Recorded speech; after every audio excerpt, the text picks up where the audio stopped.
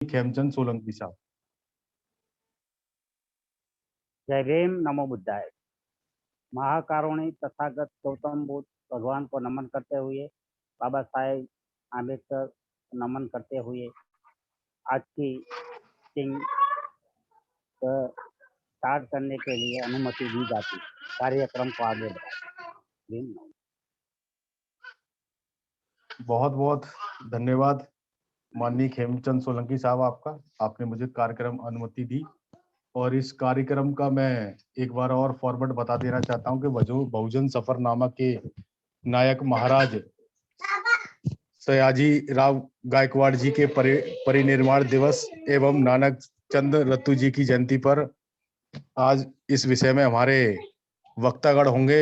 माननीय गुणवंत सुमरा, प्रदेश संयोजक गुजरात, माननीय राजेंद्र रजन गायकवाड़ जी, केंद्रीय जेल अधीक्षक छत्तीसगढ़, माननीय नामदेव राव वाघमारे जी, सामाजिक कार्यकर्ता हैं आप मुंबई से, आरबीएम से। और आज का जो संचालन कर रहा हूं योगेश गौतम, दिल्ली से। मैं हमारे पहले वक्तागण माननीय नामदेव राय वाघमारे जी, सामाजिक कार्यकर्ता हैं आप मुंबई से। सर, मैं आपको इनवाइट करता हूं, आप आए और अपना वक्तव्य रखें। माननीय नामदेव राव वाघमारे जी। सर जुड़े हैं साहब? जुड़े हैं, माइक अनम्यूट कर लीजिए साहब।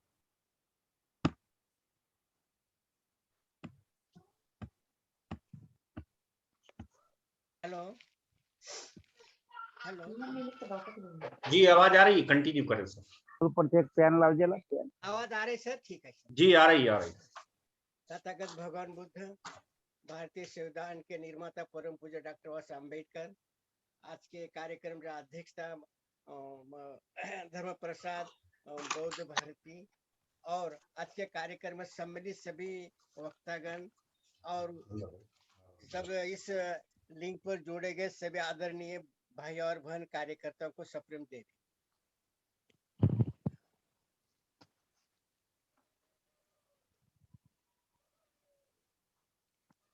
सर जी आवाज सुनने में आ रहा है ना सर? आ रहा है सर, आ रहा है। जी जी हाँ, थोड़ा सा आवाज कम आ रही है बस। जी जी जी ठीक है। आज के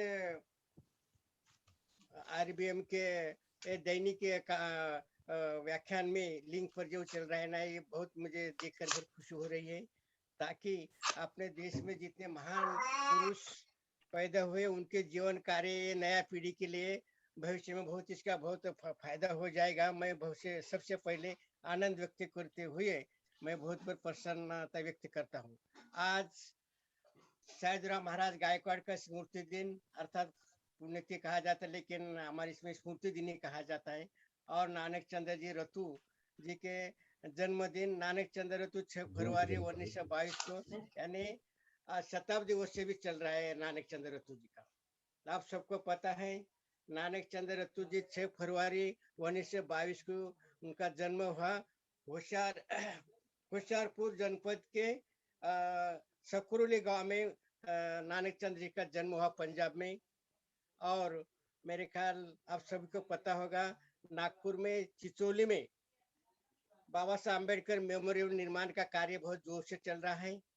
वहाँ बाबा साहब नानक चंद्र रतू जी और वामन राव गोडबोले दोनों के जन्म तिथि 1922 है, और दोनों का भी 27 वर्ष भर धूम धड़ाके से मनाया जा रहा है नागपुर में। 1 जनवरी वामन राव गोडबोले का जन्म तिथि और 6 फरवरी नानक चंद्र जी का आज भी सुबह 10 बजे बहुत बड़ा कार्यक्रम वहाँ बना है, और किताब एक निर्माण गौरव ग्रंथ निर्माण हो रहा है जी। और ये बड़े संक्षिप्त समय के बारे में इतने बड़े महान पुरुष सयाजीराव महाराज गायकवाड़, जो कि भारत में एक ठोस समाज सुधारक बोलकर जिसका नाम पूरे विश्व में परिचित है। और सयाजीराव महाराज गायकवाड़ का जन्म 11 मार्च 1863 में नासिक जिले में महाराष्ट्र में हुआ है। सयाजीराव महाराज गायकवाड़ एक बहुत बड़े महान समाज सुधारक है। अभी मैंने सर जी 15-20 मिनट देंगे सर? बहुत महान नेता पर संक्षिप्त में बोलने से एक मुझे बहुत दुख होता है। एक 15-20 मिनट देंगे सर बोलने के लिए? जी सर, 15 मिनट ले लें सर। जी। तो सयाजीराव महाराज गायकवाड़ गुजरात में बड़ौदा के एक महान राजा थे। और मैंने शुरुआत ही कर देता हूँ। सयाजीराव महाराज गायकवाड़ बहुत बड़े महान समाज सुधारक और शिक्षण तज्ञ थे। उन्होंने समाज सुधारक और शैक्षणिक क्षेत्र में बहुत ध्यान दिया वाला एक बहुत महान राजा हो चुका है सयाजीराव महाराज गायकवाड़। शैक्षणिक क्षेत्र में मेरे ख्याल से इंडिया में सयाजीराव महाराज गायकवाड़ इतना ध्यान किसी ने दिया ऐसा मुझे नहीं लगता है, ताकि उनका कार्यकर्तृत्व उनका कार्यक्रम बहुत ही ये देश में उन्हें कार्य चला है। आप सभी को पता है, केवल इंडिया में नहीं है तो अपने भारत के कई विद्वान अच्छे छात्रों को भी सयाजीराव महाराज गायकवाड़ ने फॉरेन कंट्री में भेजकर उनको विदेश का शिक्षा देकर वो लोग ज्ञानी बन जाएंगे। और ज्ञानी बनने के बाद देश में भी अपना उन्नत हो जाएगा, विकास हो जाएगा। सयाजीराव महाराज गायकवाड़ बहुत ही तर्क सिद्ध विचार के बहुत महान राजा हो गए हैं अपने देश में। सयाजीराव महाराज गायकवाड़ हमेशा बम्बई आते थे। और सयाजीराव महाराज जब आप सबको पता है केवलस्कर गुरुजी जो कोई मुंबई में एक हेड मास्टर थे और बाबा साहब उनके स्कूल में ही बाबा साहब पढ़ते थे। और सयाजीराव महाराज गायकवाड़ और इनके मित्र थे सयाजीराव महाराज गायकवाड़ और केवलस्कर गुरुजी। तो केवलस्कर गुरुजी को बाबा साहब अम्बेडकर के बचपन में थे और उस वक्त एक चन्नी रोड बोल के गार्डन है, बगीचा है और वहाँ सभी लोग परीक्षा के समय बच्चे लोग पढ़ने के लिए दोपहर छुट्टी होने के बाद एक वृक्ष के नीचे बैठकर पढ़ते थे। उस वक्त केवलस्कर गुरुजी को कई बच्चे 15-20 मिनट आधा घंटा अभ्यास स्टडी करवा के इधर उधर कूदना खेलना करता था, लेकिन एक वृक्ष के नीचे एक लड़का कई घंटों तक वहीं पढ़ते बैठता था, वो उठता ही नहीं था। तो सयाजीराव महाराज का ध्यान गया, ये लड़का ऐसा है कैसा। वो डॉक्टर भीमराव अंबेडकर के पास चले गए और उसका नाम पूछने लगे, अरे तुझे नाम का है। ऐसा से वो एकदम स्टैंड खड़े होकर उनका नमन करके, सर जी ऐसा से भीमराव अम्बेडकर, मैं आपके स्कूल का ही छात्र हूँ। ऐसा से मेरा अच्छा अच्छा, अरे तुम बहुत अच्छा अध्ययन करते भीमराव, और तुम मैट्रिक पास होने के बाद मुझे मिलना है। तो मैट्रिक पास होने के बाद केवलस्कर गुरुजी से बाबा साहेब अर्थात भीमराव आंबेडकर मिले, सर तुम्ही मला भेटायला सांगितले होते, मी 10वी मैट्रिक पास झालेला आहे। तेव्हा उस वक्त सयाजीराव महाराज गायकवाड़ बीच बीच में मुंबई आते थे। तो केवलस्कर गुरुजी ने, वो उनके मित्र ही थे, कुणबी समाज मराठा समाज के बहुत बड़े समाज सुधारक, वो टीचर थे लेकिन लेखक थे, समाज सुधारक थे केवलस्कर गुरुजी। और उन्होंने सयाजीराव महाराज को एक बार अपने व्यक्तिगत चर्चा में बात किया, महाराज आपने टाउनशिप के एक बड़े सम्मेलन में आपने घोषित किया है कि केवल जनरली नहीं है तो दलित समाज में जो विद्वान छात्र हो, जो कि अपने देश के लिए हो, ईमानदार हो, वो ज्ञानी हो, वो बहुत अभिरुचि हो एजुकेशन के बारे में, उनको भी मैं फॉरेन भेज दूंगा, आपने कहा था। और आपके विचारधारा के छात्र मेरे ध्यान में एक ख्याल है, मैं वो लड़कों को मैं आपके पास ले आऊंगा। तब एक दिन सयाजीराव महाराज गायकवाड़ के बंगले पर गुरुजी ने बाबा साहब भीमराव अंबेडकर के ले गए। राजे आपने जो आपकी अपेक्षा, आपको जैसा लड़का चाहिए लड़का आपने आए। और उस वक्त बाबा साहब से मुलाकात हुई, 2-3 प्रश्न पूछा गया केवलस्कर गुरुजी के सामने सयाजीराव महाराज से, अरे भीमराव आप अध्ययन पढ़ाकर क्या करेंगे, आप पढ़ोगे। महाराज अपने मौका अगर दिए तो मैं जरूर पढ़ूंगा, पढ़ाई करूंगा, मैं अध्ययन करूंगा। अच्छा इसका उपयोग क्या करेंगे, आप सर्विस ही करेंगे और क्या करेंगे। नहीं नहीं महाराज, मैं केवल सर्विस ही मेरा उद्देश्य नहीं है, मैं सर्विस भी करूंगा, व्यक्तिगत विकास करूंगा, लेकिन आपने अगर मौका दिया तो मैं समाज सेवा भी करूंगा। ये देश में बहुत लोग परेशान है, गरीब है, अगर मौका दिया तो अरे तो समाज सेवा करेंगे। वो बहुत खुश हो गए, प्रसन्न हो गए सयाजीराव महाराज। ठीक है, और आप अपने संस्थान में जाकर इकोनॉमिक डिपार्टमेंट को जाकर के ऑपरेशन करवा दीजिए और तुम्हें हमें स्कॉलरशिप दिया जाएगा। उस वक्त बाबा साहब मैट्रिक पास थे, उन्होंने मैट्रिक से बीए तक भी स्कॉलरशिप हर महीना 25 रुपए सयाजीराव महाराज गायकवाड़ ने दिया। और उसके बाद में बीच में की कहानी मैं अभी बताने में समय बर्बाद नहीं करता हूँ। तो बाबा साहब बीए भी पास हो गए और बड़ौदा संस्थान में तकलीफ है वगैरह, ये बात दोबारा दोबारा कहने में कोई मुझे विशेष नहीं लगता है। लेकिन बीए पास होने के बाद सयाजीराव महाराज गायकवाड़ ने तुम्हें फॉरेन जाना है तो जाना चाहते जरूर जाऊंगा, तो बाबा साहब को 3 साल की स्कॉलरशिप देकर कोलंबिया यूनिवर्सिटी अमेरिका में भेजा गया है। कहने का मतलब ये है कि बाबा साहब अम्बेडकर को उन्होंने इतना मदद की और उन्हें बहुत गर्व था। आप लोगों को पता है गोलमेज परिषद में जब स्वतंत्र मतदार संघ, महात्मा गांधी जी वगैरह वगैरह, अभी विस्तृत जानकारी देने में समय नहीं है।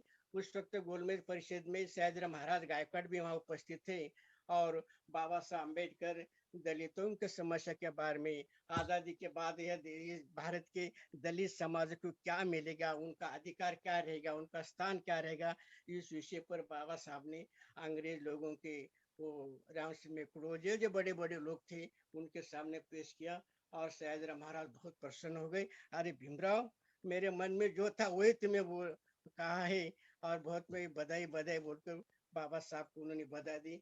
अपने जबर पटेल का पिक्चर अगर देखा होगा तो ये प्रसंग वहां बताया, दिखाया गया उस पिक्चर में। तो सयाजी महाराज अपने भारत में शिक्षा, समाज सुधारण और खेती, अनेक क्षेत्र में सयाजी महाराज ने बहुत बड़ा कार्य किया और राज अपने देश में हो गया है। इतना नहीं, आप लोगों को पता है अंधश्रद्धा निर्मूलन और व्याख्यान, कई विषयों पर सयाजीराव महाराज ने अपने संस्थान में कार्यक्रम लेते थे, कई व्याख्यान चलते थे। भगवान बुद्ध के बारे में भी कई व्याख्यान उन्होंने लिया था और सयाजीराव महाराज खुद भी व्याख्यान दे। इतना एक बड़ा महान नेता अपने देश में हो गए हैं। और सयाजीराव महाराज गायकवाड़ के स्कॉलरशिप के बारे में, जब उनकी पीरियड खत्म हो गया, एग्रीमेंट हो गया था पैसा रिटर्न करना, सर्विस भी करना वगैरह वगैरह के बारे में, वहाँ के जो दीवान जी लोग थे बाबा साहब को परेशान करते थे और बीच बीच में लेटर भी लिखते थे। तो बाबा साहब ने सयाजीराव महाराज गायकवाड़ को कहा, राजे और ये दीवान जी के कई पत्र आ रहे, मुझे परेशान कर रहे और ये क्या बात, अरे जाने दो, वो तो बोलते रहेंगे, तुम्हें पैसा वगैरह कुछ देना नहीं है। आप लोगों को पता है सयाजीराव महाराज गायकवाड़ ने बाद में दीवान जी को सबको बता दे, अरे वो कर्ज उन्होंने रूल नहीं लिया है, अम्बेडकर को तो हमें एजुकेशन के बारे में पैसा दिया गया और वो पैसा लौटाने की उसी कोई आवश्यकता नहीं है, उसी पत्र वगैरह नहीं दे, उनको हमें छूट दी गई है। ऐसा सयाजीराव महाराज गायकवाड़ का बाबा साहब की मदद हो गई है। और सयाजीराव महाराज गायकवाड़ अपने संस्थान में दलितों को, पिछड़े वर्गों के लोगों के लिए विशेष कार्य किया है। सयाजीराव महाराज गायकवाड़ की बहुत बहुत बड़ी देन अपने देश के लोगों को है। अभी रह गया हमें नानक चंद्र जी रतु के बारे में बोलना चाहता हूँ। नानक चंद्र रतु होशियारपुर जनपद में सकुरली गांव में उनका जन्म हुआ, पंजाब में। नानक चंद्र रतु 1940 से 56 तक 17 साल बाबा साहब की सेवा की, बहुत बड़ा निष्ठावंत कार्यकर्ता था। केवल नानक चंद्र रतु अच्छे तरह से वहाँ वो 1938 में मैट्रिक पास की और बाद में दिल्ली में आ गए और 41 में वो बीए पास हो गए, सर्विस मिल गई। और वो बचपन से नानक चंद्र रतु के विशेष व्यक्तिमत्व नानक चंद्र जी में था और उनके पिताजी भी कार्य करते थे। और जब वो मैट्रिक में थे नानक चंद्र रतु, उस वक्त उनके एक मैगजीन पढ़ने को मिला है। उस मैगजीन में बाबा साहब अम्बेडकर के जो मूवमेंट चलते थे देश में, वो पढ़ने के बाद उसको बहुत सोचने लगे। नानक चंद्र बोला, बाबा साहब अम्बेडकर का एक नेता और अपने समाज के लिए करते हैं। और दिल्ली गए के बाद कई छात्र, अभी कई मनुष्य ऐसे होते कि सभा सम्मेलन सुनने के बाद वो लोगों पर इफेक्ट होता है। और वो दिल्ली में के बाबा साहब के कई सभा सम्मेलन सुने और प्रकाश चंद एक मिनिस्ट्री में थे, वो भी पंजाब के, और उनके पीछे लगे प्रकाश चंद जी, मुझे बाबा साहब से एक दिन मुझे मिलने का है और मुझे मुलाकात करने, मुझे कृपया मुझे ले जाइए बाबा साहब से बात करना। अरे तुम तो छोटा लड़का, तुम्हें क्या समझता, नहीं नहीं मुझे मिलना है, ठीक है। तो बाबा साहब के पास दिल्ली में 2 टाइपिस्ट भाग चले गए, टाइपिंग का काम, इतना लोग।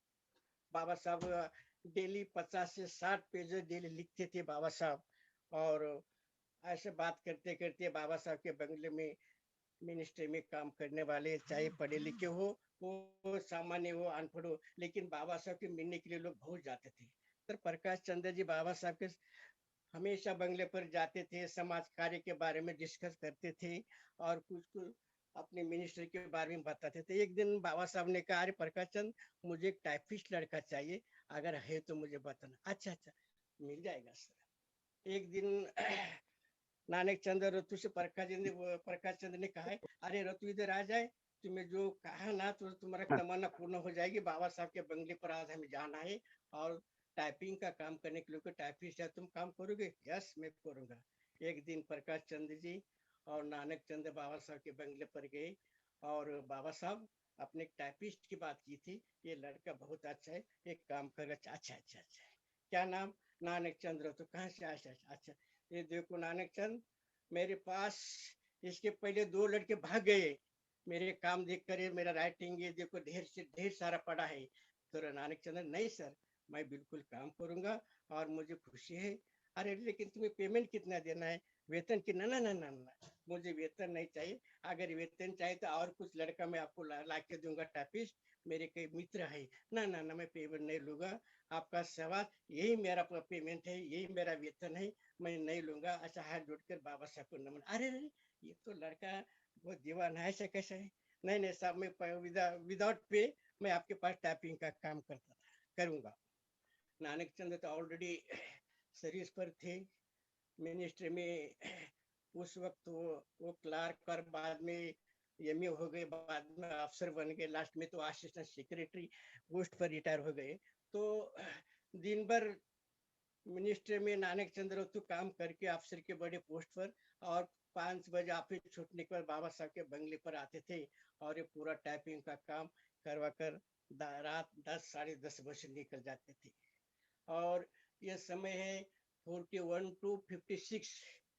बाबा साहब की पत्नी 1935 में चले गए रमाई, और उस वक्त नानक चंद्र तो एक 20-22 साल का लड़का, और उस उनका सुदाम गंगा बने, ये 2 लड़के बाबा साहब के बंगले पे रहते थे।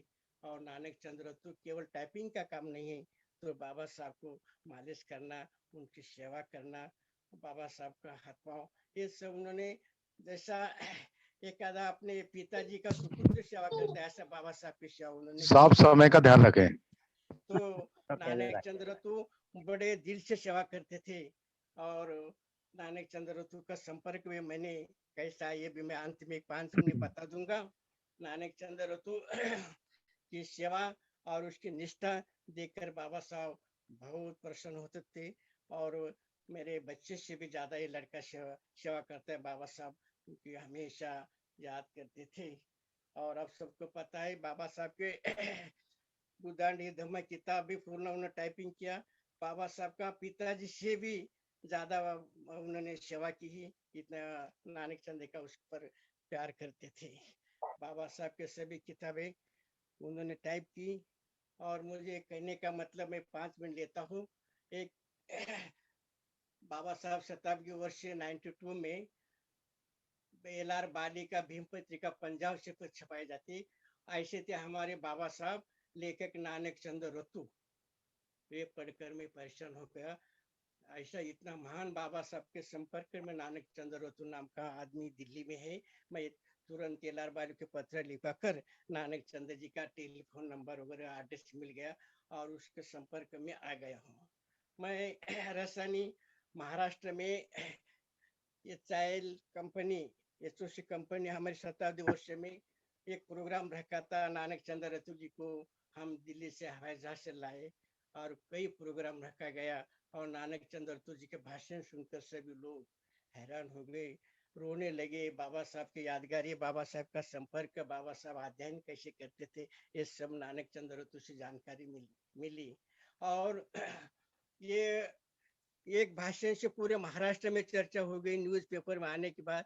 तो उस वक्त एक कार्यक्रम के बाद पूरा महाराष्ट्र में 10 से 12 जिले में नानक चंद्र जी की व्याख्यान हुए। और नानक चंद्र रतु जी बाबा साहब का अध्ययन करने की पद्धत, बाबा साहब कैसे लिखते थे, बाबा साहब संपर्क में कैसे रहते थे, बाबा साहब कितने लोग कैसे आते थे, बाबा साहब के बारे में जानकारी देख सुनकर बहुत बहुत लोगों ने इतने बेहद खुश हो गए कि नानक चंद्र रतु की बहुत बड़ी हिस्ट्री हो गई। मराठवाड़ा, विदर्भ, कोंकण, ये 3 प्रांत में कम से 10 से 12 जिले में नानक चंद्र जी का व्याख्यान हो गया। नानक चंद्र रतु बहुत ही बाबा साहब के बारे में इतना उनका प्यार था। और मैं एक दिल्ली में एक प्रोग्राम के बारे में आया था, नानक चंद्र रतु जी के घर जाने का मुझे मौका मिला। उस वक्त मैं उनके घर में उस एक रुका एक दिन। बाबा साहब के बारे में अनेक अनेक पेपर जानकारी, ऐसे 3 से 4 कपाट भरी हुई है, हर चीज हमने बताया। और बाबा साहब के मैं सुनने में मैं वर्णन भी कर नहीं सकता ना। बाबा साहब और बाबा साहब रात दिन नानक चंद्र के बारे में बाबा साहब ही उनके ध्यान मन में। और मैं जाते जाते एक उनके बारे में एक बता देता हूँ। समय की प्रबंध आपने सूचना भी की है। महाराष्ट्र नागपुर में चिचोली में 11 एकड़ जमीन में वहाँ भारतीय बौद्ध परिषद जिसका कोषाध्यक्ष संजय पाटिल है, उन्होंने 11 एकड़ जमीन में बाबा साहब अम्बेडकर मेमोरियल का निर्माण कार्य शुरू हुआ है। अभी वो अंतिम स्टेज में आ गया है और कई 6-7 महीने में हो जाएगा। 95 काम हो चुका है, जिसका बजट अभी तक ये मेरे अध्यक्ष 60 करोड़ रुपए खर्च हो गया है। और एक बहुत बड़ा इंटरनेशनल बाबा अम्बेडकर मेमोरियल हो गया, निर्माण हो रहा है। और बाबा साहब के कई चीजें नानक चंद्र रतु जी ने उनको यहाँ भेंट दी है। और वो भी उसके लिए कंप्लीट में कमरा बनाया गया है। अब वहाँ एक पर्यटन स्थल बन जाने वाला, जैसे पुणे में सिम्बायोसिस कॉलेज के बाजू बाबा साहब अम्बेडकर मेमोरियल, उस तरह चिचोली में बना जा रहा है। एक विशेष बात है, वहाँ लाइब्रेरी, ध्यान साधना, नानक चंद्र रतु जी और वामन राव गोडबोले की ओर से वहाँ बनाया जा रहा है। और एक विशेष बात नानक चंद्र रतु जी के जीवन में है। और नानक चंद्र रतु जी बाबा साहब के कई यादगारी हमें बताए हैं। नानक चंद्र रतु और बाबा साहब के संपर्क में कई याद बड़े घंटों से समय भी नहीं बस होगा सर। इसलिए मैं अभी अपने संस्था कार्यक्रम का अध्यक्ष तथा संचालक की सूचना के अनुसार मैं मेरा विचार यही विराम देता हूँ। सबको जय भीम, धन्यवाद, जय भीम।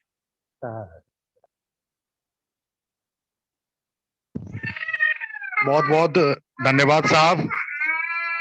आपने महाराज सयाजी राव गायकवाड़ जी के जीवन को लेके हम सबको बताया और आपने पूजनीय नानक चंद्र रतु जी के भी जीवनी पर पूरा विस्तार से बताया। थोड़ा समय के अभाव के कारण साहब और भी बोलना चाहते थे, लेकिन आपको हम आशा करते हैं साहब आपको पूरा मौका और किसी समय दिया जाएगा, क्योंकि अगले वक्ता भी हैं और समय का भी पाबंदी रहती है साहब। बहुत बहुत एक बार और साधुवाद साहब। अब मैं हमारे अगले वक्ता के रूप में माननीय राजेंद्र रजन गायकवाड़ जी, केंद्रीय जेल अधीक्षक हैं आप छत्तीसगढ़ से। सर, मैं माननीय सुप्रिंटेंडेंट साहब से अनुरोध करता हूं कि वो आए और अपनी बात रखें।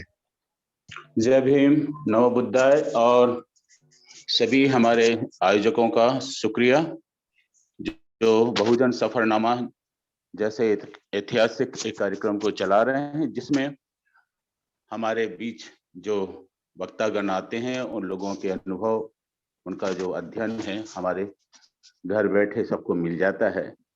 इसमें मान्यवर बादल सिंह बौद्ध साहब और प्रकाश भारती जी का, किशोर भारती जी का मैं बहुत आभारी भी हूँ।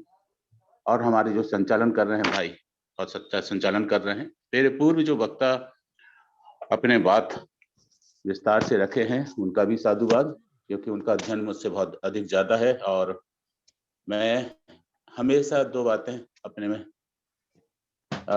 विचारधारा की सामने रखता हूं कि आज जिन 2 शख्सियत के बारे हम बात कर रहे हैं, एक तो वो हैं महाराजा शहाजीराव गायकवाड़, जिन्होंने बाबा साहब को पढ़ने के लिए विदेश भेजा, नौकरी दी और उसके साथ ही साथ उनके व्यक्तित्व के विकास में जितनी भी तरक्कियां हुई उसमें शहाजीराव गायकवाड़ साहब मील का पत्थर हैं, नींव का पत्थर हैं।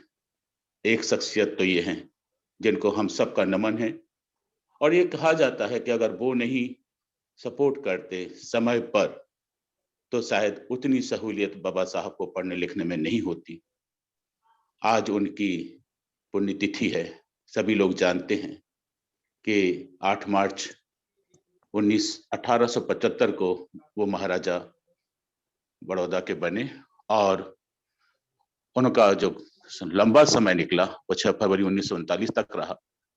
और इस बीच उन्होंने जितने भी लोकप्रिय काम करे उन कामों को गिनाना बड़ा मुश्किल है। मोटे मोटे जो काम आज हमारे सामने देखने को मिलते हैं उन कामों की जो श्रृंखला में अगर हम देखा जाए तो आधुनिक भारत में उनका जो सबसे बड़ा काम था वो था वाटर सप्लाई का, जो बड़ौदा में उन्होंने किया कि पानी की बड़ी समस्या थी तो समस्या को हल कैसे करें।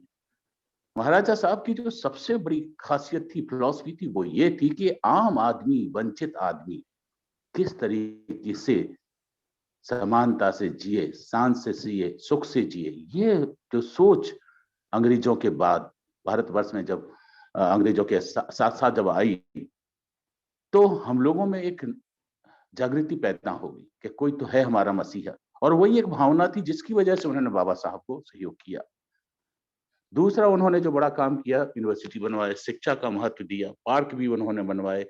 उनके पास ज्वेलरी की कोई कमी नहीं थी और साथ ही साथ उन्होंने सांस्कृतिक कार्यक्रमों के रूप में अनेक ऐसे प्रयोग किए जो आज भी इतिहास में लिपिबद्ध हैं, देखे जाते हैं।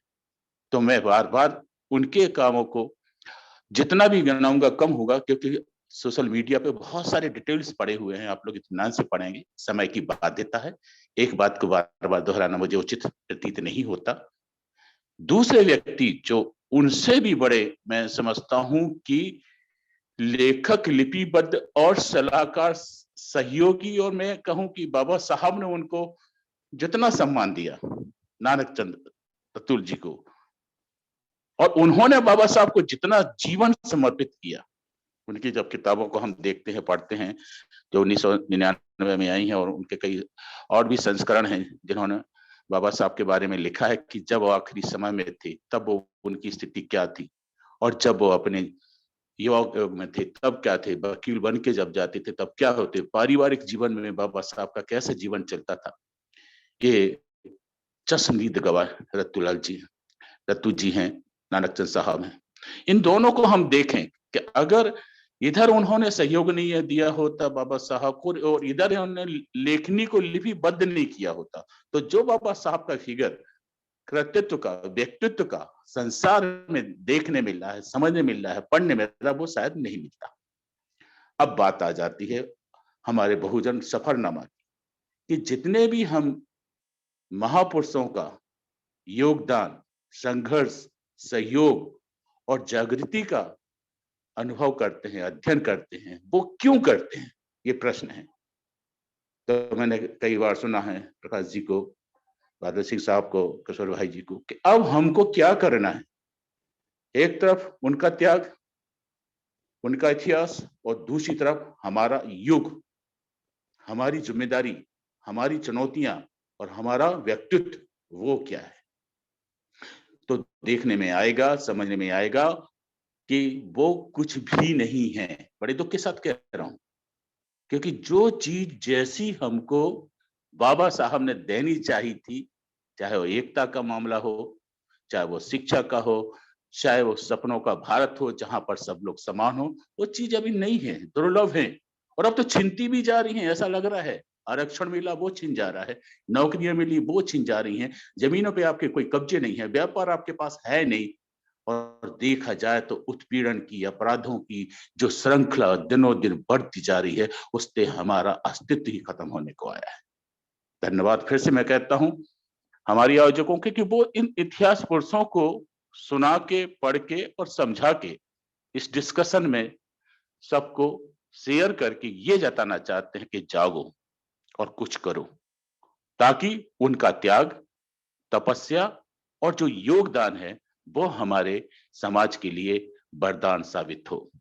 कैसे होगा, इसमें 2-3 चीजें होती हैं, और इन चीजों को करने के लिए हमको सबको समझने की जरूरत है। समझदार जितने श्रोता हैं मुझसे 1000 गुना ज्यादा समझदार है, लेकिन हो ये रहा है कि वो एक अपने आप तक सीमित है, कोई अपने परिवार तक सीमित है, ज्यादा से ज्यादा है तो वो अपनी जाति तक सीमित है, और ज्यादा हुआ तो वो अपने गांव मोहल्ले या जिले तक सीमित है, और ज्यादा हुआ तो राज्य तक सीमित है। ये सीमाओं में जो हम बंध गए हैं, उसमें एकता का, अखंडता का, भारत की संगठन होने का जो सपना है वो आज भी अधूरा है। और उस सपने को पूरा करने के लिए अब हमको जागना होगा। जागने के लिए क्या करना है? अपने व्यक्तित्व के विकास की जितनी भी सीमाएं हैं उनको तोड़ दो। मैंने पिछले भी वक्तव्य में कहा था, संत रविदास जी के ऊपर बोल रहे थे कि उनकी भक्ति का जो भी प्रभाव पड़ा हो लोगों में, शिक्षा का, उस शिक्षा का उपयोग समाज में कितना हो रहा है? समाज के कितने लोगों को, कुछ लोग रोना रोते हैं कि मेरे पास रोजी रोटी नहीं है, रोजगार नहीं है। अरे भाई, आप गरीब तबके के लोगों को कम से कम निःशुल्क पढ़ा तो सकते हो, खाली बैठोगे? मैं 1980 में जब बीए पास किया तो 2 रुपए दिन से मतलब महीने से लोगों को ट्यूशन पढ़ा। वो पैसा एक नाम मात्र का पैसा था। फिर एमए हुआ, बैंक में नौकरी किया, जेल अधीक्षक बना, अब तो रिटायरमेंट है मेरा। गायकवाड़ सरनेम मैं सिर्फ इसलिए लिखता हूँ, महार हूं इसलिए नहीं लिखता हूँ। गायकवाड़ सरनाम सिर्फ इसलिए लिखता हूँ कि वो महाराजा गायकवाड़ साहब को मैं हमेशा याद रखूं कि उन्होंने हमारे देवता को, हमारे इष्ट देव को और हमारे मसीहा को जो सहयोग किया है। तो मैं जब भी बात होती, मुझसे कोई पूछता क्या भाऊ हो, महार हो, फला, मैं नहीं, मैं इंडियन हूं पहले, और गायकवाड़ साहब को इसलिए सरनेम लिखता हूं कि वो हमारे बाबा साहब के लिए सहयोगी रहे, समर्थक रहे, मार्गदर्शक रहे। तो हमारे नाम, हमारे काम, हमारी जो व्यक्तित्व की बातें हैं, इन बातों को लेकर हमको अब रुकना नहीं है। हर दृष्टि से हर दिन हमको अधिक से अधिक पढ़ना है। कंप्यूटर को पढ़ना है, इंग्लिश को पढ़ना है, लॉ को पढ़ना है, पीनोलॉजी को पढ़ना है, और साथ साथ सोशियोलॉजी को भी पढ़ना है, ज्योग्राफी को भी पढ़ना है कि हम थे कहाँ, हम हैं कहाँ, और हमको जाना कहाँ है। दूसरी समस्या और उसका हल भी, और वो है हमारे आपस के लोगों में बिल्कुल एकता नहीं है। मैं फिर फक्र के साथ कहता हूं कि अगर जिस दिन हम लोगों में एकता हो जाएगी, बेटी व्यवहार की, अभी देखता हूं मैं हमारे अहिरवाड़, जाटव, बसोर, महार, सतनामी आपस में बेटियों की शादी नहीं करते। क्या मतलब हुआ? हम ब्राह्मणों को बहुत गालियां देते हैं कि वो हमसे छुआछूत करते हैं, मनुवादी हैं। अरे हमसे ज्यादा मनुवादी वो नहीं है। तो उसका भी हल हमको ढूंढना पड़ेगा, तब जाके महापुरुषों का जो योगदान है या जो आपका सफरनामा है, उसमें कुछ मील के पत्थर हमको नजर आएंगे सफलता के। तीसरी एक और बात होती है, बहुत ही है हमारी महिलाओं की जागृति। अभी महिलाओं में बहुत कम महिलाएं पार्टिसिपेट कर रही हैं। कुछ बहुत अच्छे सोच समझ के आगे आती हैं, कुछ राज्यों की महिलाएं कुछ अच्छा काम करती हैं, पर हम देखा जाए तो छत्तीसगढ़, मध्य प्रदेश में बहुत सारी महिलाओं का सहयोग नहीं है। उत्तर प्रदेश में बहुत है, महाराष्ट्र में बहुत है, साउथ में भी बहुत है, लेकिन कुछ राज्य ऐसे हैं जहां पर महिलाओं का बिल्कुल मतलब सम्मानीय कहा जाए या सराहनीय कहा जाए, वो उतना सहयोग नहीं है। तो उनको भी हमको लाने की जरूरत है। आखिरी बात, हम शहरों में बहुत कुछ कह जा रहे हैं, पर गांव हमारे छूट जा रहे हैं। ना वहां कोई मानवाधिकार की बात करता है, ना वहां कोई समानता की बात करता है। कुछ लोग माइग्रेट होकर शहर में आ गए, गांव को भूल जाते, गांव के अपने माँ बाप को भूल जाते हैं। तो क्या महापुरुषों ने हमको ये समझाया था? रत्तू जी का सपना हो, बाबा साहब के जीवनी लिखने का काम हो, या महाराज साहब का जितना भी काम हो, वो एक प्रतीक है जिसको हमने 100-150 साल पहले देखा और समझा है। अब आने वाले कम से कम 50 साल या अधिक से अधिक 100 साल का सोचो कि इन सालों में क्या हो सकता है। तो होने को बहुत कुछ हो सकता है, बहुत विस्तार से बताएंगे हमारे प्रकाश जी, भारती जी। मैं अपनी बात को यहाँ विराम देता हूँ और धन्यवाद देता हूँ आयोजकों को कि उन्होंने मुझे कुछ बोलने का अवसर दिया। जय भीम, नमो बुद्धाय। बहुत बहुत धन्यवाद माननीय राजेंद्र रंजन गायकवाड़ साहब। आपने हम सभी साथियों के सामने भविष्य के चिंतन पर अपनी बात रखी, और साथ ही आपने समझाया हमें बहुत कुछ पढ़ना है, सीखना है, और उसको समाज में 100% इम्प्लीमेंटेशन करना है। हम ऐसा समझते हैं साहब, आप का मार्गदर्शन रहेगा और हमारे संस्थापक अध्यक्ष जी का आशीर्वाद रहेगा। हमारी राष्ट्रबोध महासभा के इस मंच के माध्यम से एक न दिन एक इस सपने को पूरा करेंगे, अपने बहुजन नायकों के सपनों को पूरा करेंगे। साधु बहुत बहुत साधु। धन्यवाद सर। ठीक। अब हम अगले वक्ता के रूप में हमारे प्रदेश संयोजक जी गुजरात से हैं, माननीय गुणवंत सुमरा साहब से अनुरोध करता हूं। मैं उनसे अनुरोध करता हूं कि साहब आप आए और अपनी बात रखें। माननीय गुणवंत सुमरा साहब। जय भीम, नमो बुद्धाय साथियों। जय भीम सर।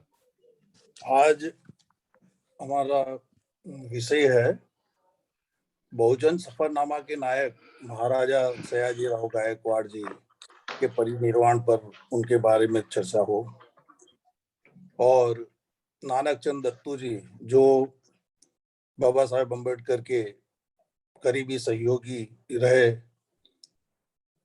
उनकी जन्म जयंती पे 2 शब्द बोले जाए। मेरे आगे जो वक्ता बोल गए, उन्होंने सयाजीराव गायकवाड़ साहब के बारे में काफी कुछ बताया है, तो मैं अभी थोड़ा संक्षिप्त में बताना चाहूंगा। सयाजीराव गायकवाड़ वो बड़ौदा स्टेट के महाराजा थे, लेकिन महाराजा होने से पहले उनका सफर बहुत कठिन रहा है। उनका जन्म काशीराव नामक किसान के घर में हुआ था और वो किसानी करते थे।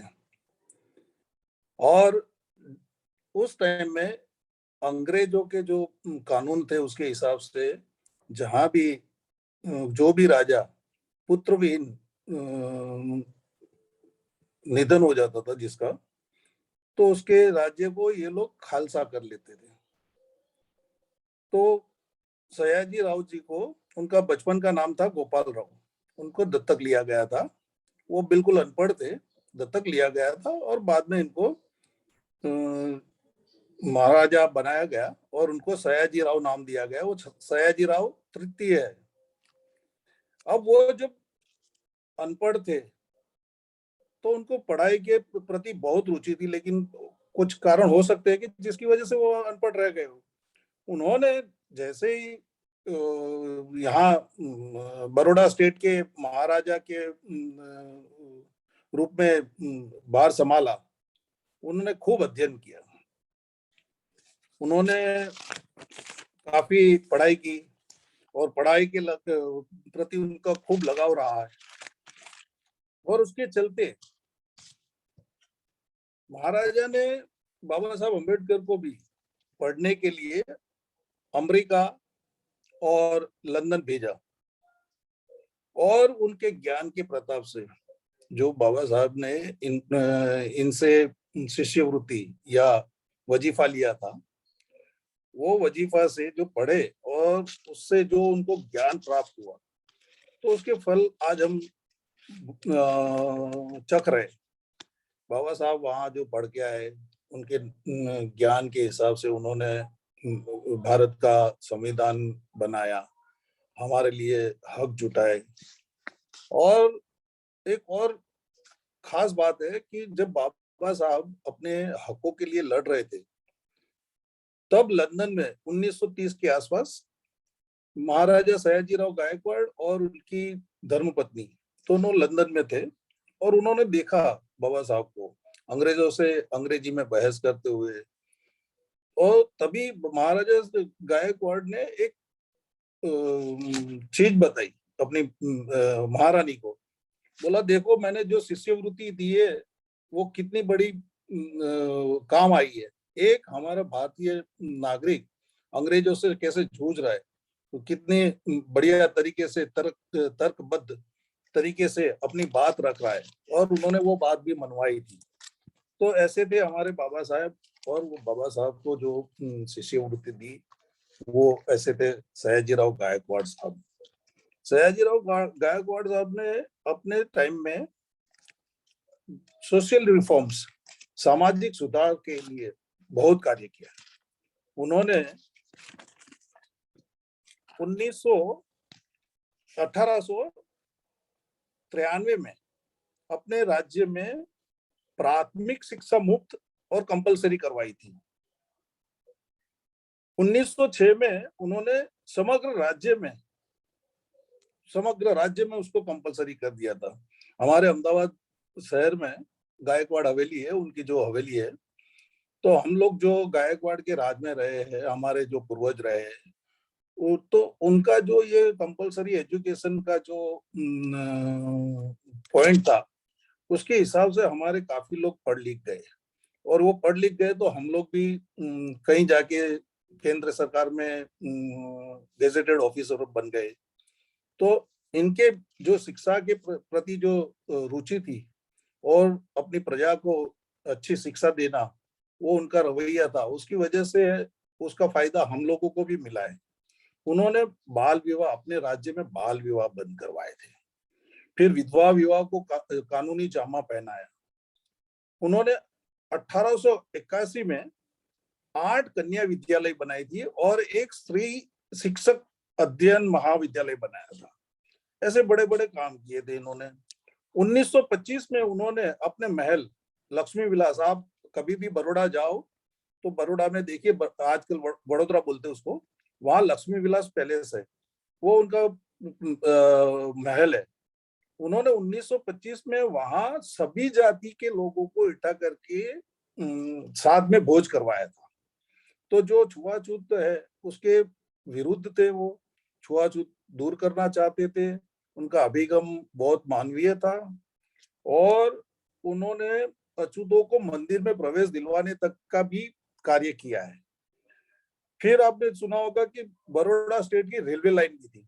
आज जो आप ये सरदार वल्लभ भाई पटेल की जो सबसे विश्व की सबसे बड़ी प्रतिमा है, वहां जाने के लिए जो लाइन है, वो पहले नैरो गेज लाइन हुआ करती थी, आजकल ब्रॉड गेज बना दी। तो वो रेलवे लाइन भी गुजरात में बड़ौदा स्टेट जो था, उन्होंने ये रेलवे लाइन लगा रखी थी। उन्होंने जो वडोदरा शहर के अंदर न्याय मंदिर बनाया, वो न्याय मंदिर सबसे पहले भारत में न्यायपालिका को स्वतंत्र करने की, जो आजकल हमारे संविधान में दिया गया है, वो संविधान बनने से पहले उन्होंने न्याय मंदिर बना के न्यायपालिका को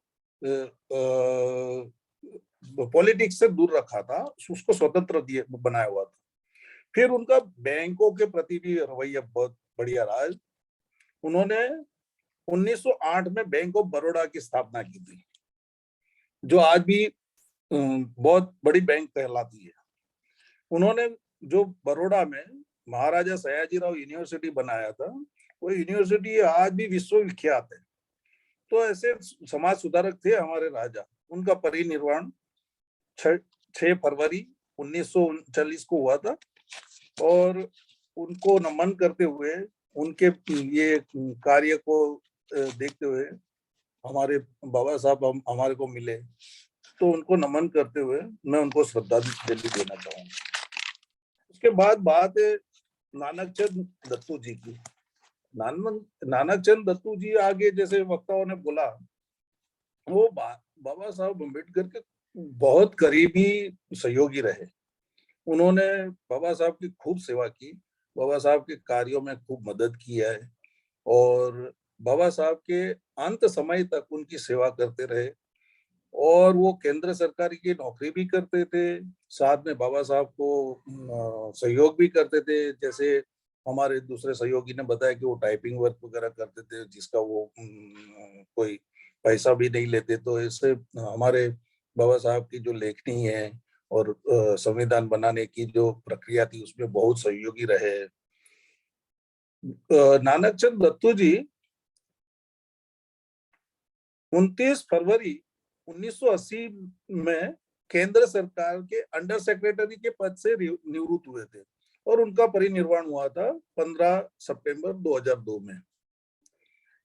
ये सब बातों के साथ साथ आज मैं देख रहा था, कल रमाबाई जो बाबा साहब की धर्मपत्नी है, माई साहब, जिसको माई साहब भी बोलते हैं, उनकी भी जन्म जयंती है।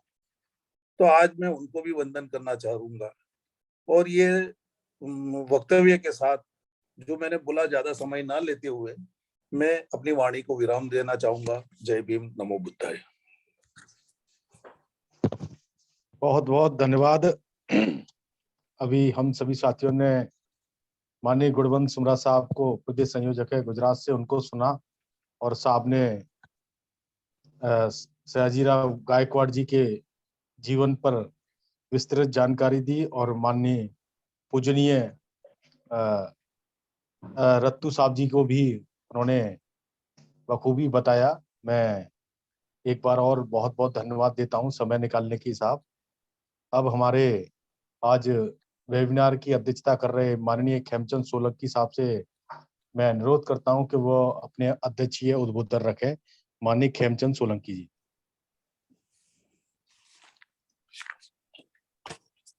जय भीम, नमो बुद्धाय। महाकारुणिक तथागत गौतम बुद्ध भगवान को नमन करते हुए, भारत रत्न बाबा साहेब आम्बेडकर को नमन करते हुए, संत शिरोमणि रविदास जी को नमन करते हुए, आरक्षण के जनक साहू जी महाराज को नमन करते हुए, सयाजीराव गायकवाड़ साहब को नमन करते हुए, आज के संचालन राष्ट्रीय बौद्ध महासभा के अध्यक्ष संस्थापक श्री धर्म प्रकाश भारती साहब, कार्यवाहक बादल सिंह बहु साहब, आज के संचालन कर रहे श्री योगेश गौतम जी, और वक्ता श्री गोविंद भाई सुमरा जी, गुजरात के अध्यक्ष है, राजेंद्र रजन गायकवाड़ जी, केंद्रीय जेल अधीक्षक, नामदेव राव वाघमारे, सभी को जय भीम, नमो बुद्धाय। आज की मीटिंग का विषय है बहुजन सफरनामा के नायक महाराजा सयाजीराव गायकवाड़ जी के परिनिर्वाण की चर्चा एवं नानक चंद रत्तू जी की जयंती पर चर्चा। सब लोगों ने अच्छी तरह से सयाजीराव गायकवाड़ के बारे में सभी ने अच्छी तरह से बहुत अच्छा बताया है। और सयाजीराव गायक का जो जन्म हुआ है 11 मार्च को 1863 में, उसका मृत्यु हुआ 6 फरवरी 1939 के दिए। कुंवर सुमरा जी के बड़ौदा के सयाजीराव राजा थे, और बाबा साहब को स्कॉलरशिप देके सयाजीराव गायकवाड़ साहू जी महाराज ने विदेश में पढ़ने के भेजा था, और कुछ शर्तों के साथ भेजा था उसने। तो बाबा साहेब के बाराबत में भी वो सयाजीराव गायकवाड़ ने जो कार्य किया है, सामाजिक कार्य, वो भी अच्छी तरह से सभी लोगों ने बताया है। और नानक रत्तू जी के बाबत में विश्व रत्न संविधान निर्माता डॉक्टर बाबा साहेब आम्बेडकर के करीब 20 वर्ष नानक चंद रत्तू जी का जन्म पंजाब प्रांत के होशियारपुर जिले के सफरोली गांव में 6/2/1922 को हुआ। उन्हें बाबा साहेब के सबसे निकटतम और निष्ठावान निजी सचिव के रूप में जाना जाता है।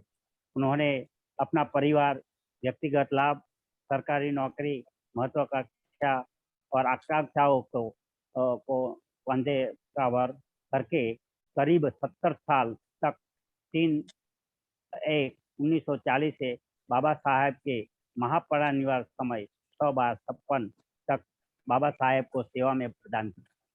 1938 में मैट्रिक परीक्षा पास करके 50 नवंबर 1939 में नौकरी मिलने से पहले उन्होंने कठिन परिस्थितियों से गुजरना पड़ा, जो उल्लेख से पर है। नौकरी में रहते हुए उन्होंने बीए परीक्षा पास की। बाबा साहेब को सेवा प्रदान करने के लिए उन्होंने अपनी एमए की परीक्षा बीच में से ही छोड़ दी। लाखों पीड़ित जनों के हितों के लिए उन्होंने कष्ट, अपमान, परेशानियां और कलेशों से गुजरते हुए खुद के लिए सम्मान का स्थान प्राप्त किया है। ये अनुसूचित जाति बुद्धों के प्यार दिलों से बचने प्रथम तरह रहे हैं किए गए लोगों उन्हें उधार बाबा साहेब के प्रतिबिंब का उच्च सम्मान देते थे। छाया की तरह वे बाबा साहेब के महापरिनिर्वाण दिन तक उनकी पावन संगत में रहे, और वे बाबा साहेब के लिए वैसे ही थे जैसे आनंद बुद्ध के लिए और उन्हें भारत, इंग्लैंड और जर्मनी इत्यादि देशों के अम्बेडकरवादी संगठनों के द्वारा बाबा साहेब को आदान की गई थी। अद्वितीय सेवाओं के लिए तथा सर्वोत्तम गुणों के प्रख्यात सामाजिक कार्यकर्ता के मान्यता स्वरूप भीम मेडल व Bhim Ratna award, Ambedkar standard award, Bhante Anand award, Ambedkar Ratna sanitary award, ये सब अवार्ड उसको मिला है। प्रशंसा पत्रों से नवाजा है गया है। उनको जो अभिनंदन और सम्मान प्राप्त हुए वे उन्हीं के शानदार और सौजन्य पुण्य है। 29/2/1980 में रतु जी केंद्र सरकार से अवर सचिव के पद से निवृत्त हुए। इस 79 वर्ष के 79 वर्ष के परिपक्व उम्र में भी वे बाबा साहेब के महान मिशन और धम्म प्रचार प्रसार कार्य से सक्रिय रूप से जुड़े रहे। 15/9/2002 को आयु के 80 वर्ष में उनका निर्वाण हुआ। वे आज हमारे बीच नहीं है, लेकिन उनका कार्य हमें हमेशा बाबा साहेब के कारवा को आगे बढ़ाने के लिए प्रेरणा देता है। जय भीम, नमो बुद्धाय। मैं वाणी खत्म करता हूं। बहुत बहुत धन्यवाद आज वेबिनार के अध्यक्ष जी। बहुत बहुत धन्यवाद साहब, आपकी अध्यक्षता में आपके द्वारा व सभी वक्तागणों द्वारा आज के विषय बहुजन सफरनामा के नायकों में आज प्रमुख से पूजनीय महाराज सयाजीराव गायकवाड़ साहब और पूजनीय नानक चंद रत्तू जी की जयंती पर सभी ने विस्तृत चर्चा की। मैं सभी वक्ताओं का बहुत बहुत अभिनंदन करता हूं, बहुत बहुत साधुवाद करता हूं। अब मैं कार्यक्रम को आगे बढ़ाते हुए माननीय कार्यवाहक अध्यक्ष जी से अनुमति चाहता हूं कि कोई और विशेष मेरे लिए आदेश हो तो कृपया बताएं। माननीय अध्यक्ष जी, कार्यवाहक अध्यक्ष जी। आभार व्यक्त करवा दीजिए शेषराव गांगड़े साहब से। जैसा कि आदेश हुआ है, हमारे वरिष्ठ गणों के द्वारा आभार व्यक्त की एक श्रृंखला में हमारे शेषराव साहब से मैं अनुरोध करता हूं कि वो आए और अपने इस आज के वेबिनार पर 2 शब्द कहे। माननीय शेषराव गागड़े साहब जी, आप सभी का जी जी आवाज आ रही सर? जी सर, जी सर। सर एक प्रश्न पूछने का था सर। हेलो, हाँ बोलो बोलो। सर एक प्रश्न पूछने का था, 10 मिनट में एक बात रखना रह गया कि एक सुझाव है सर। नानक जैसा अभी भगवान बुद्ध का नाम लेते आनंद का नाम लिया जाता है, याद आती है, स्मरण होता है। जब बाबा साहब का नाम लिया जाता है, नानक चंद्र रतु जैसा जिनको निकटवर्ती बहुत नजदीक का संपर्क में रहा। नानक चंद्र रतु ने 4 किताबें लिखी सर। अपने जैसे विद्वान कार्यकर्ता नेता हो, संशोधक हो, नानक चंद्र जी के 4 किताबें दिल्ली में, जो कि शांति स्वरूप बौद्ध का लड़का कपिल के, जो कि उनका प्रकाशन स्वतः सम्यक प्रकाशन स्वतः दिल्ली में है। नानक चंद्र रतु जी की किताबें जरूर खरीद करिए। और नानक चंद्र रतु जी की बहू आयुष्यमती शेषी बहन जी है, और उनसे भी अगर आपके संपर्क करने के बाद आपको सब किताबें मिल जाएंगे। अभी सेमिनार का क्या होता है, सुनने के बाद आदमी 24 घंटे में भूल जाता है सर जी। तो नानक चंद्र की किताबें खरीदने से लोगों को इसका जरूर फायदा हो जाएगा। बाबा साहब कैसे थे, बाबा साहब का मूवमेंट क्या था, विशेष किताबें नानक चंद्र जी की जरूर आप खरीद करिए। और 4 किताबों से 3 किताबों का हिंदी में अनुवाद हो चुका है। बस धन्यवाद। जय धन्यवाद वाघमारे जी, आपने क्वेश्चन किया और हमारे पूरे आरबीएम के साथी देश के कोने कोने से जो जुड़े हुए हैं, आपकी ये बात को जरूर याद रखेंगे और किताब भी जो पढ़ने वाले हमारे साथी रहते हैं तो जरूर खरीदेंगे, ऐसी मैं आशा रखता हूँ।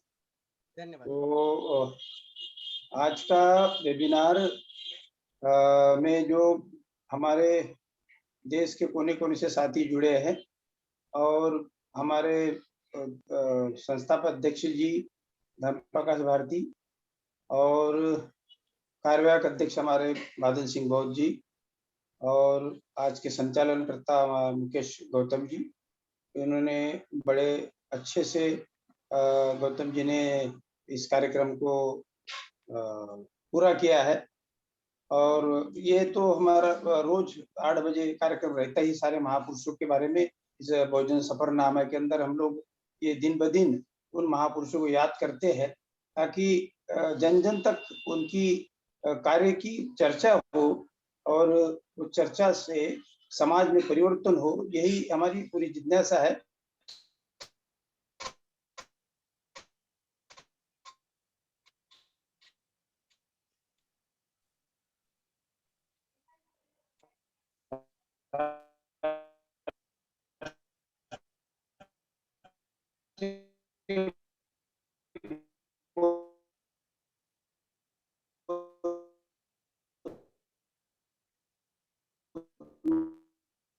सभा